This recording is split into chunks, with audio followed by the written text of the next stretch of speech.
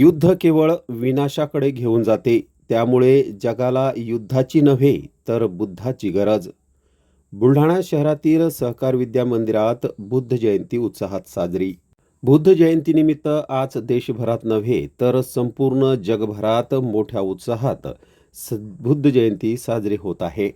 त्याच अनुषंगाने बुलढाणा अर्बन परिवाराच्या सहकार विद्या मंदिर परिसरामध्ये गेल्या 9 वर्षापूर्वी बोधिवृक्ष लावून त्या बोधिवृक्षाखाली तथागत भगवान गौतम बुद्ध यांच्या मूर्तीची स्थापना करण्यात आली होती आणि त्या वर्षापासून दरवर्षी बुद्ध जयंती मोठ्या उत्साहात साजरी केली जाते. या बुद्ध जयंतीला पूज्य भदंत प्राध्यापक डॉक्टर कौंडिन्य आचार्य, बुलढाणा अर्बनचे संस्थापक अध्यक्ष राधेश्याम चांडक, डॉक्टर सुकेश झवर, कोमल झवर, प्रसिद्ध उद्योजक अमोल हिरोळे, जिल्हा पोलीस अधीक्षक निलेश तांबे, जिल्हा परिषदेचे मुख्य कार्यकारी अधिकारी गुलाबराव खरात यांच्यासह विविध समाजाचे आणि विविध क्षेत्रातील बांधव भगिनी मोठ्या संख्येने उपस्थित होते.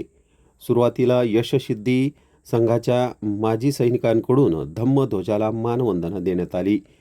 तथागत भगवान गौतम बुद्ध यांच्या उपदेशाप्रमाणे आपल्या आयुष्यात अहिंसा आणि शांतीचे अनुकरण करावे आणि माणूसपण हरवले जात असल्याने माणूसपण जागृत करण्याचा प्रयत्न करावा अशी धम्मदेशना पूज्य भदंत आचार्य यांनी केले.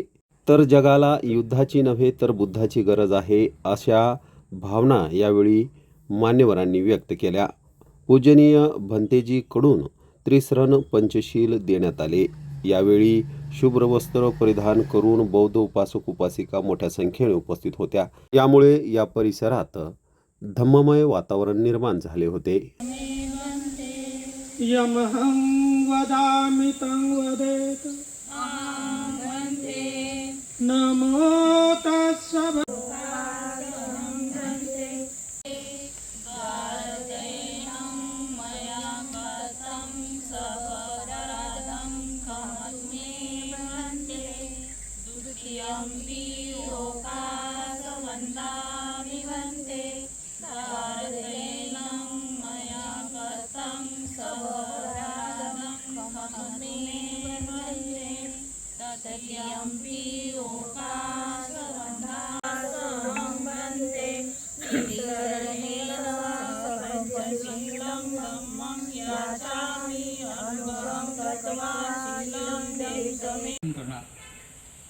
पण आज बुद्धाची खरोखर जगाला खूप गरज आहे. आज आपण बघतोय जिथे तिथे युद्धाचं वातावरण आहे. विनंती करतो डॉक्टर सुकेश झवर साहेब.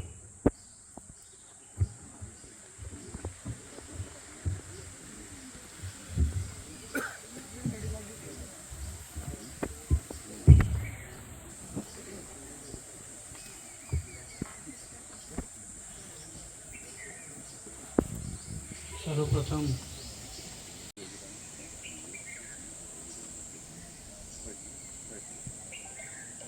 पुढे जाऊयात. तत्पूर्वी आणि कोमलताई ह्या सुद्धा या कार्यक्रमामध्ये सक्रिय ज्यांचा सहभाग असतो आणि ह्या गोष्टीचा आनंद म्हणून संघटनेतून आलेले पदाधिकारी आज बुद्ध जयंतीचा कार्यक्रम आपण आयोजित करतोय. गेल्या काही वर्षांपासून जेव्हापासून सहकार विद्या मंदिरमध्ये मूर्तीची स्थापना केली, आदरणीय भाईजींच्या संकल्पनेतून आम्ही हा कार्यक्रम सतत आयोजित करतो. सहकार विद्या मंदिर आणि बुलढाणा अर्बनमध्ये विविध धर्मांचं जे काही आपली सांस्कृतिक मूल्य आहेत किंवा जे काही सांस्कृतिक कार्यक्रम आहेत यांचं आम्ही नेहमी आयोजन करतो.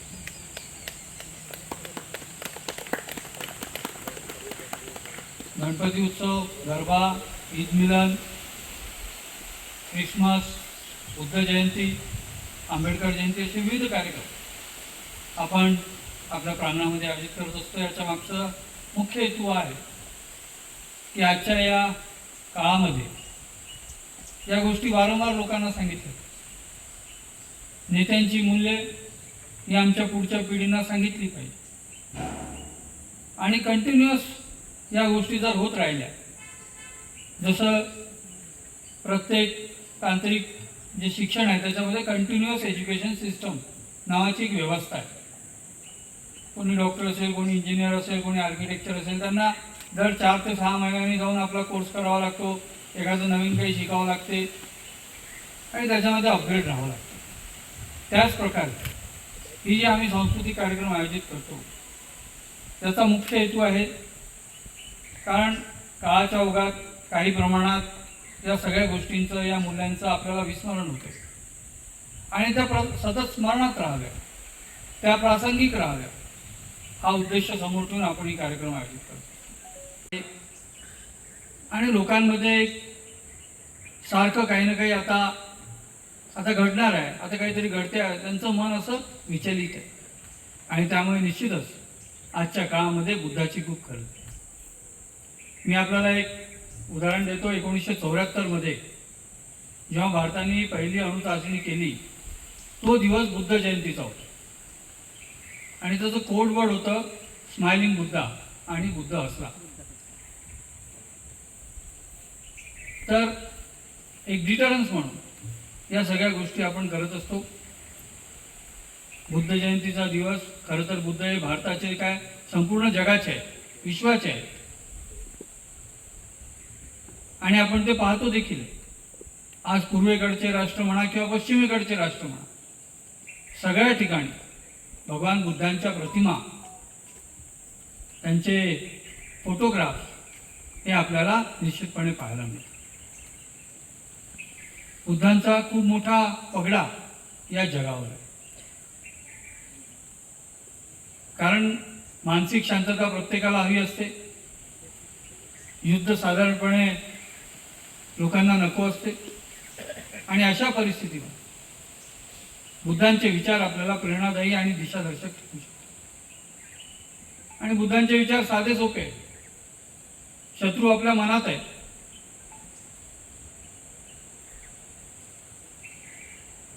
मी मागे याचा उल्लेख केला, आजही परत उल्लेख करतो की कलियुगामध्ये राक्षस आणि देव हा माणसाच्या मनात आहे. ज्या प्रकारचं खाद्य तुम्ही त्याला द्याल त्या प्रकारचा व्यक्ती घडणार. चांगलं खाद्य दिलं, सांस्कृतिक खाद्य दिलं, मूल्यांचं शिक्षण दिलं तर चांगला मनुष्य घडेल. आणि आता जे काही आपण पाहतो काही माध्यमांवर, तशा प्रकारचं खाद्य दिलं तर निश्चितच व्यक्ती तसा घडेल. आणि त्यामुळे अशा प्रकारच्या कार्यक्रमांची फार मोठी गरज आहे. आजची नवीन पिढी ही काही यांना खूप, आता आमच्या काळामध्ये ते रामायण आणि महाभारत, आमच्या तुमच्या काळामध्ये रामायण महाभारत आलं आणि ते एकच चॅनल होतं. रविवारी सकाळी 9 वाजता सगळे पाहत राहायचे आणि त्याच्यामुळे खूप मोठा पगडा त्या काळात सगळ्यांवर या रामायण आणि महाभारताचा बसला. पण आता या पिढीमध्ये इतके चॅनल आहे, इतकी सिरियल आहे आणि इतके ऑप्शन आहे की ते थोडाफार क्लिप्स वगैरे पाहत असतील तर पाहत असतील, पण संपूर्ण कथा किंवा संपूर्ण जे काही कथानक आहे त्याची काही त्यांना कळते. मागच्या वर्षी आपण भगवान बुद्धांची कथा ठेवली होती आणि एक हा चांगला उपक्रम राबवण्याचा आम्ही प्रयत्न केला. कारण आपण ज्या महात्म्याचं मूल्य आपण जीवनामध्ये घेतो आहे त्याचं जीवनचरित्र देखील हे आपण अभ्यासलं पाहिजे.